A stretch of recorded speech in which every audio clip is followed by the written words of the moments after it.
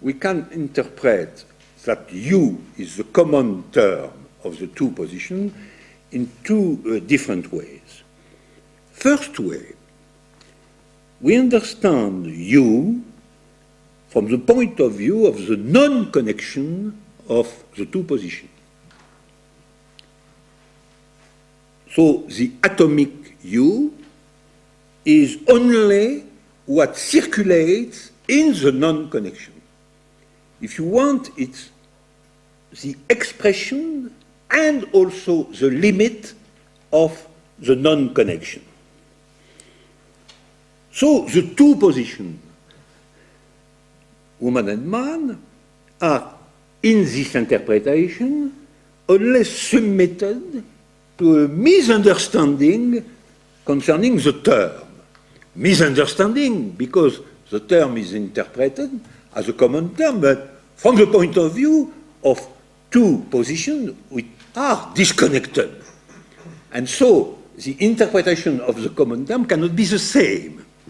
And so we have a misunderstanding between two forms of desire and a misunderstanding concerning the term you itself, the same term, which is cause of their common desire. And a misunderstanding that nothing expressible in words can dissolve because you cannot be analyzed precisely, because it is atomic. So we can speak of you, the misunderstanding continues because there is finally nothing to say concerning you, apart the fact that there is a misunderstanding concerning the common object of two completely different desires. This is the first reading, which is sexual, or more generally, which is intimate, the intimate part of love, the part which concerns exclusively the two positions. But there is another interpretation. We can read all that in the other sense, starting with you, which is the common object. We construct a pairing of the two positions, something which envelopes the two positions. To do that, we have to suppress you, in fact, because you is a permanent cause of misunderstanding. So we have to produce, and is in fact very important in love, an internal excision, but an excision of you in the two positions, and not, like in the segregative practice, an excision of you uniquely in the feminine position. So we have the point of departure is you, but we consider the two positions without you, precisely. So to understand that, you have to consider the diagram on the other side of the paper. I read with you the diagram. You have the two positions, which are, in fact, in concrete situation, two representative of the two positions. And we have you as the common term. So it's an interpretation in set theory, if you want. In fact, connection here is inclusion. So you is included in woman and in man and in the common part. So we have connection by you exclusively.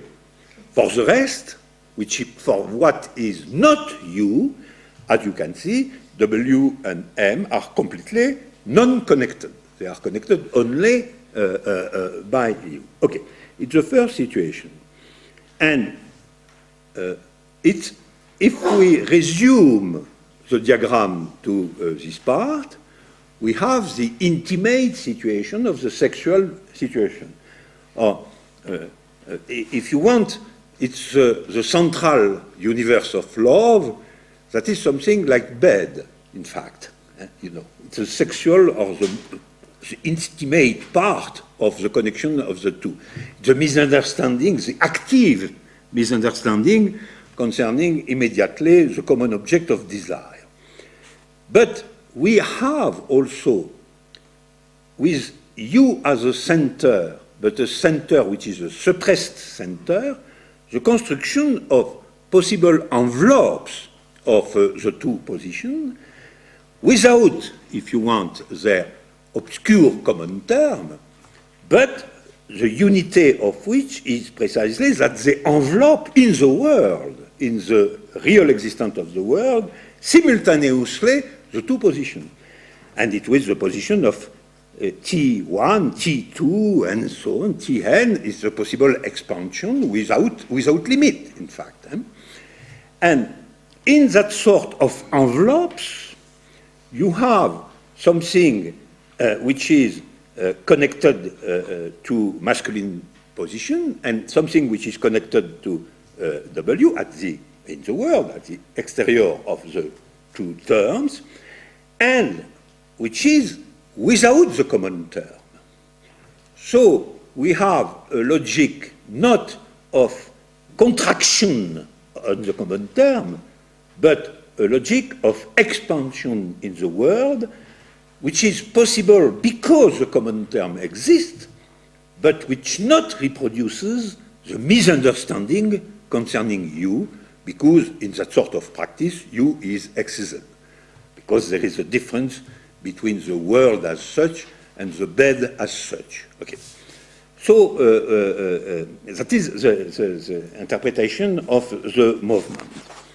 Now, we can also say, if you see the diagram, that conceived as a supplementary process, love is always disposed between two boundaries. On the one side, there is the kind that, reduced to the misunderstanding about the object, result in the central phenomenon, it can be called only a sexual adventure. If you take only the central part of the diagram, you have a first boundary of love, which is a sexual adventure. It can go along quite well, but it not constructs an arena for the two.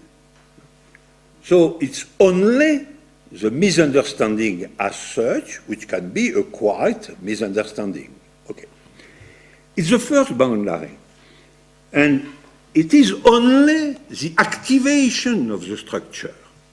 A sexual adventure is an activation, local activation of the structure. But at the other extremity, we have the kind that, assuming nothing but the two, and not only the central part, with no partition of the object, no excision of the object, we have the kind that be called sublime or Platonic love. Because we have only the infinite expansion in the world without the misunderstanding, and so without the central and intimate part of love.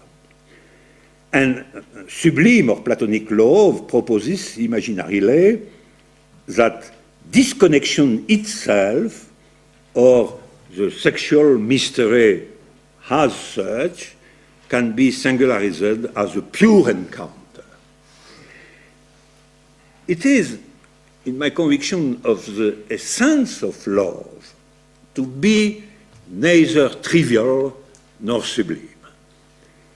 This is why, as each one knows, it belongs to the order of labor.